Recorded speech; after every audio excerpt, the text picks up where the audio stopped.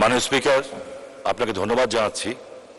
আমার আসলে কথা বলার খুব একটা ইচ্ছা ছিল না, কিন্তু গতবার ওমরায় যেয়ে মানুষের কাছে আল্লাহর ঘরে কথা বলে এসেছিলাম যে তাদের কথা বলবো। আমরা আমাদের যারা বিদেশ থেকে টাকা পাঠান, আমরা তাদেরকে রেমিটেন্স যোদ্ধা বলি। 71 সালে যারা দেশ স্বাধীন করেছেন তাদের বলতাম মুক্তিযোদ্ধা। তারা দেশ দিয়ে গেছেন বঙ্গবন্ধুর নেতৃত্বে, আর দেশের অর্থনীতিকে সবচেয়ে সবল রেখেছেন এই রেমিটেন্স যোদ্ধারা।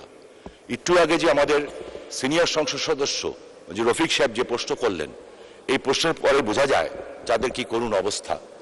সমস্ত ব্যবস্থা আছে, কিন্তু জটিলতার কারণে সেই বিষয়গুলি হচ্ছে না।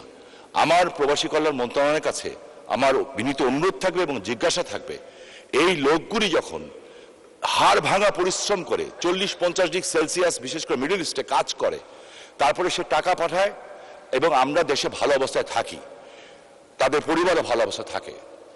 এবং মাননীয় প্রধানমন্ত্রী এই কথাটা বারবার বলেন। সেইখানে তারা যখন দেশে ফিরে, বিশেষ করে এয়ারপোর্টে তাদেরকে যেভাবে হ্যাস্তন্যস্ত করা হয়, আমার কাছে মনে হয় যে সেটা বন্ধ হওয়া উচিত। এবং এই মন্ত্রণালয় থেকে নির্দিষ্ট ভলেন্টিয়ার সৃষ্টি করে তারা যাতে একজন ভিআইপি হিসাবে এই দেশে প্রবেশ করতে পারে, সম্মান নিয়ে প্রবেশ করতে পারে, সেই বিষয়ে কোনো ব্যবস্থা গ্রহণ করবেন কিনা, করলে কবে নাগাদ করবেন? আপনাকে ধন্যবাদ মাননীয় স্পিকার। ধন্যবাদ মাননীয় সদস্য। মাননীয় মন্ত্রী। ধন্যবাদ মাননীয় সংসদ সদস্য।